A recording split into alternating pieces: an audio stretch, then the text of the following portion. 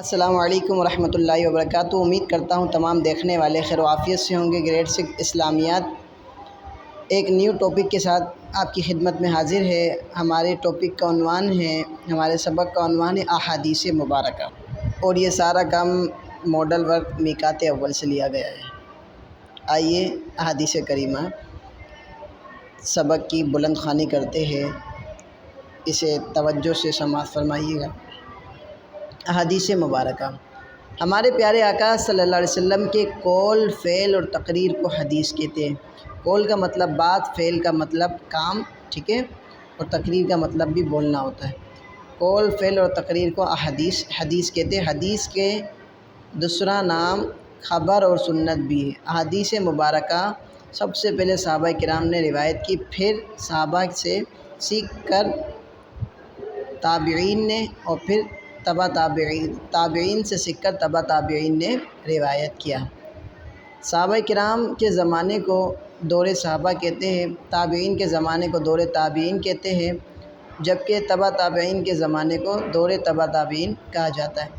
بعض احادیث مبارکہ ایسی ہے جنہیں ہر زمانے میں، ہر دور میں بہت سارے افراد نے روایت کیا ہے، اور بعض احادیث مبارکہ ایسی ہے جن کے راویوں کی تعداد چند ایک افراد پر مشتمل ہے۔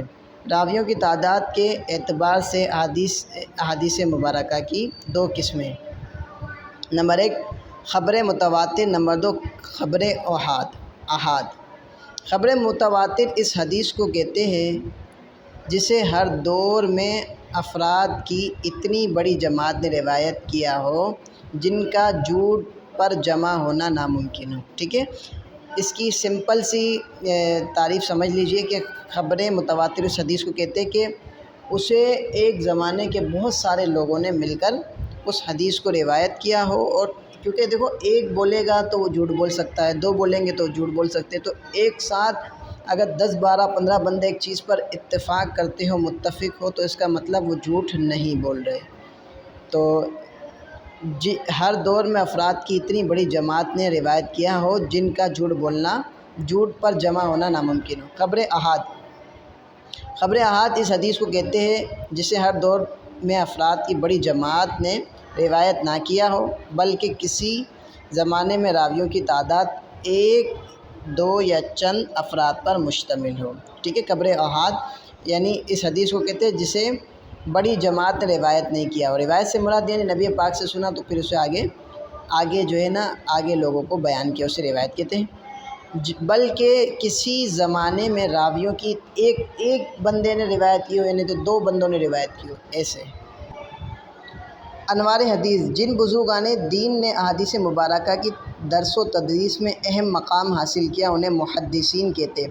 کئی محدثین کرام نے حدیث مبارکہ پر کتابیں لکھی، جن میں سب سے زیادہ مقبولیت صحاح ستہ کو حاصل ہوئی۔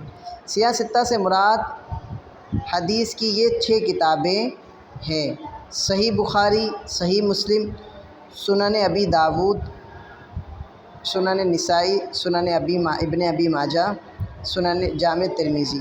صحاح ستہ میں سب سے زیادہ مستند کتاب صحیح بخاری ہے، اور اس کے بعد صحیح مسلم، جو حدیث امام بخاری اور امام مسلم دونوں نے اپنی کتابوں میں روایت کی ہے، اس حدیث کو متفق علیہ کہتے ہیں، ٹھیک ہے۔ یہ 6 کتابیں جو ہے یہ معتبر ہیں اور بہت زیادہ انہیں مقبولیت حاصل ہے، ٹھیک ہے۔ اور قرآن مجید کے بعد جو دوسرا مقام ہے کتاب کا، وہ صحیح بخاری کا ہے۔ صحیح بخاری حضرت امام اسماعیل رحمۃ اللہ تعالیٰ علیہ نے تحریر فرمائی۔ اس کے بعد صحیح مسلم ہے، ٹھیک ہے، اور یہ سب سے مستند کتابیں ہیں۔ اور جو احادیث طیبہ صحیح مسلم اور صحیح بخاری سے لی گئی ہو، اسے متفق علیہ حدیث کہتے ہیں۔ آئیے ماڈل ورک کے صفحہ نمبر 43 پہ چلتے ہیں اور پڑھتے ہیں، اس کے سوال جواب پڑھتے ہیں۔ احادیث مبارکہ، حدیث کسے کہتے ہیں اور حدیث کا دوسرا نام کیا ہے؟ جیسا کہ آپ کو کتاب میں بتا چکا ہوں، رسول اللہ کے قول و افعال و تقریر کو حدیث کہتے ہیں۔ حدیث کا دوسرا نام خبر اور سنت بھی ہے۔ راویوں کی تعداد اور حدیث کی اقسام۔ راویوں کی تعداد کے اعتبار سے حدیث کی 2 اقسام ہیں: خبر متواتر، خبر احاد۔ خبر متواتر اس حدیث کو کہتے ہیں جسے ہر دور میں افراد کی اتنی بڑی جماعت نے روایت کیا اور جن کا جھوٹ پر جمع ہونا محال ہو یعنی ناممکن ہو۔ خبر احاد اس حدیث کو کہتے ہیں جسے ہر دور میں افراد کی بڑی جماعت نے روایت نہ کیا ہو بلکہ کسی زمانے میں راویوں کی تعداد ایک یا دو یا چند افراد پر مشتمل ہو۔ سیاہ ستہ سے کیا مراد ہے اور ان کتب اور ان کے مؤلفین یعنی تالیف کرنے والے لکھنے والے کے نام تحریر کریں۔ تو آپ کو اسے چارٹ کی صورت میں بنانا ہے، ایک طرف جو ہے نا مصنفین کے نام لکھنے ہیں اور ایک طرف کتاب کے نام لکھنے ہیں، ٹھیک ہے۔ جواب سیاہ ستہ سے مراد